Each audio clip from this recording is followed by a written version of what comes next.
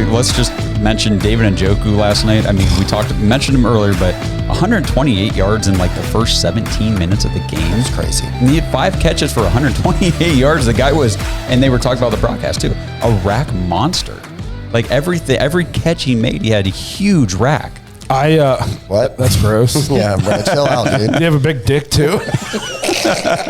What? Come on, man. Hot dang.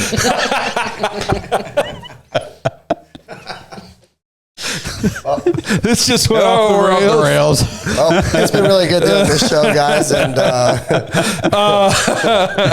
we're gonna get taken off the air. What's funny is in the Discord we're texting all game, and I made a comment. I said, I feel like every time Njoku catches a pass, I just assume he's going to get 15 yards afterwards. And then the very next play catches and goes for, I think it was like 40. And I was like, man, it's like I could see into the future. I don't think there's a better, outside of Flacco, there's not like a better story for this Browns team and organization than David Njoku. Where he doing the shots. Do you remember that? Yeah, doing shots with fans after the game, like out in the parking lots. He just gets it, man. He is a Cleveland Brown. I hope he retires a Cleveland Brown. Just his entire journey from getting drafted in the first round, having drops issues, to he had issues with Freddie Kitchens and he didn't dress for I think 2 games or something like that because Freddie benched him, to butting heads with Stefanski. To come full circle where 3 weeks ago, Stefanski's propping this guy up the night before a game and talking about this is a Cleveland Brown. If you want to know what it's like to be a Cleveland Brown, this is who you should model your game after, model what it's like to be a good teammate after. David Njoku is who you guys should aspire to be. 2 years ago, David Njoku requested a trade because they couldn't get along. Yeah. You know what I mean? Yep. So just like you have to credit him, you have to credit Stefanski, and then just what he's doing on the field now, he's finally getting the targets. I mean, he's arguably he's a top 3 tight end right now. And Kelsey's struggling. He's with injuries. He's getting older.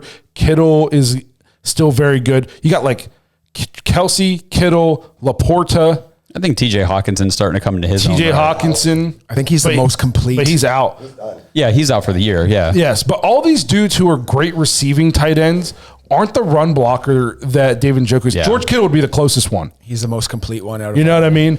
But like these guys aren't as good in the run blocking as David is, and he's just as good with them in the receiving department. And did we forget that he damn near burned his face pretty much completely off? And his hands. And then went and played 2 days later. Yeah. That feels like a season or 2 ago. That was this year that happened. That's crazy. That's like one of the least significant injuries we've had this year. Yeah, a guy lights his face on fire. Lights his face on fire. Oh my gosh! Did you guys see the Christmas post that the Browns put out? Yeah. They had like the cartoon of the some of the players in the room, and he's standing next to the fire putting something on the tree, and he said, "You guys could not put me next to the fire." Yeah, no doubt. I was watching a little bit of Get Up this morning, and they were showing Browns highlights, and Ryan Clark was like, "Some people would say he's on fire." And everybody just kind of like looked at him and couldn't believe he said it. And I was like, Ryan Clark, you could be on the Dawgs podcast with that kind of comment, because that is exactly the kind of comment I would make. But no, I couldn't be more pumped for Dave. I don't have any current Browns players' Browns jerseys. I have a Jim Brown jersey, and that's it. And like a David Njoku jersey might be the number one I want. He's one of my favorite. He's definitely one of my favorite Browns players ever. Yeah. Yeah, no doubt. He morphed in that for me, because I thought when he came in to the league, I thought he had a ton of potential. Then I thought he had kind of a bad attitude. And I almost thought like football wasn't for him. It wasn't his priority. I almost thought he should have just go back to Miami, be a model or something. He's so damn pretty. Yeah. And then he just turned it around. And like you're saying, he is the most complete tight end in the league right now, with the blocking and the pass catching and everything. And I can you guys imagine if those games that we played this week and the week previous, they were kind of blowouts, right? And I don't know if you noticed, he did most of his damage in the first half when they needed him. And then in the second half, he had to do more run blocking. He was blocking a bit more, so he wasn't running too many routes. If those were tight games and we needed him, those stats would be through the roof. Mm-hmm. I completely agree.